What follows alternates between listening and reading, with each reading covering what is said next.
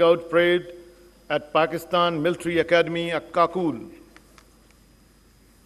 On this happy occasion, I congratulate the future leaders of Pakistan Army on the successful completion of basic military training at this premier institution.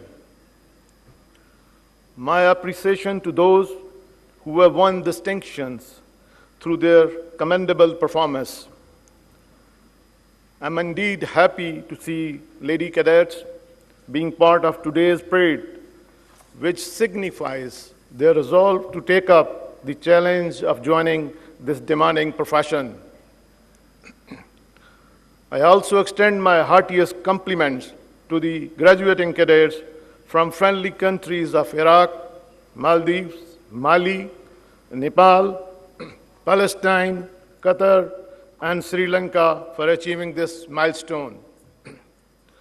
I am sure you will not only keep the flag of your nations high, but also of this great institution and be the ambassador of Pakistan in your respective countries. Dear cadets, Pakistan Military Academy is one of the best institutions in the world that transform the cadets into responsible leaders. Your immaculate turnout and impressive parade, marked by precise drill movement, speak of the lofty standard of training. Indeed, you are entering the officer community of Pakistan Army and carry the hopes of the entire country on your young shoulders. You are entrusted with the noble mission of defending motherland, and there is no greater honor than to be the guardians of this great nation. Always remember, before you is the glorious history of supreme sacrifices by the officers and Jawan of Pakistan Army. Therefore, joining this elite force places upon you the responsibility of upholding the proud legacy of Shuhada and Ghazis of this great institution. As such, you must be a symbol of valor and courage for your men and lead them by personal example. Your primary obligation is to train and prepare your undercommand to defend the motherland, even at the cost of own lives. Ladies and gentlemen, I am proud that the defense forces of Pakistan are professionally competent and well-trained to cope with all internal and external challenges. Alhamdulillah, they are equipped and trained in line with the dictate of modern warfare parameters.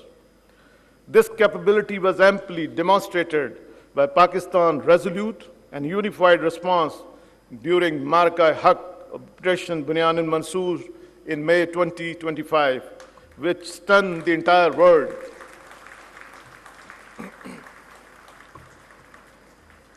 No doubt, Pakistan's response was a textbook demonstration of integrated tri-service jointness, enabled by real-time situational awareness and net-centric warfare capabilities. This synergy across land, air, and sea forces allowed for precision engagements, overwhelming lethality, and rapid tempo. Certainly, this resounding success was the outcome of a unified approach by all the elements of national power, and above all, Allah's special blessing. I would also like to highlight that the Pakistan Air Force, in synergy with sister services, upheld the legacy of fighting the outnumbered. Pakistan Air Force not only shot down the enemy's most modern and capable aircraft during intense and longest BVR battle of aerial history, but also struck bases and ground assets deeply into adversary territory from north to south with precision. Besides neutralizing state-of-the-art defense system S-400, as well as command and control center at different places. Indeed, the enemy was utterly surprised by Pakistan Air Force indigenous developed homegrown kill chain, comprising unmanned system, electronic warfare, equipment, space, and cyber capabilities, with a well-integrated command and control network, which was smartly executed through a remarkable display of well-choreographed multi-domain operation employed for the first time by Pakistan Air Force in the history of warfare. Without any doubt, Pakistan Air Force could have gone further, but showed matchless responsibility and restraint as we inherited a mature strategic culture.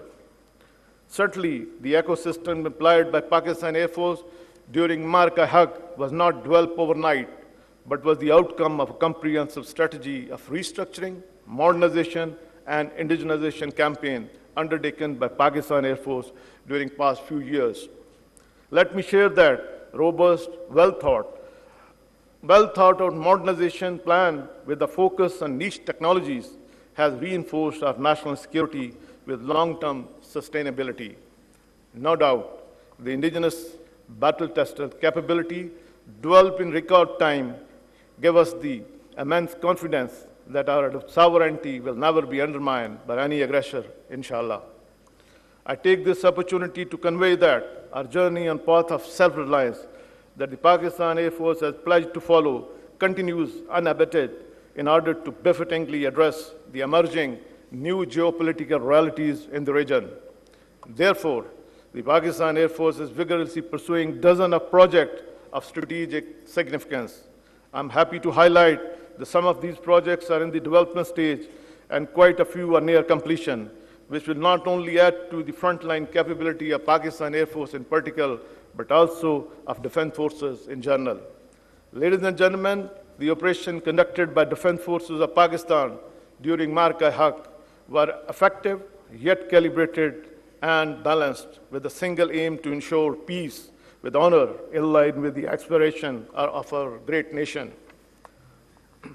However, this humiliating defeat, our adversary is bent on undermining peace of our beloved country, directly as well as indirectly. As such, Pakistan is confronted with two-front threats from eastern and western borders, which demand constant vigilance and force readiness. It is heartening that the defense forces of Pakistan are constantly demonstrating higher standard of operational preparedness with a proactive approach to address this challenge. Here I must appreciate the matchless sacrifice by the Pakistan Army and paramilitary forces, especially in the war against terrorism.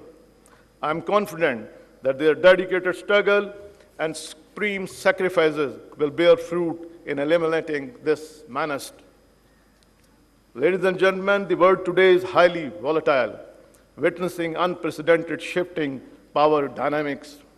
More so, regional conflicts are no longer isolated events.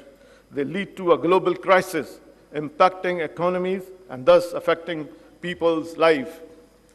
Despite the far more complex environment, Pakistan is actively pursuing a policy of regional and global peace and has emerged as a world stabilizer. Pakistan's efforts towards world peace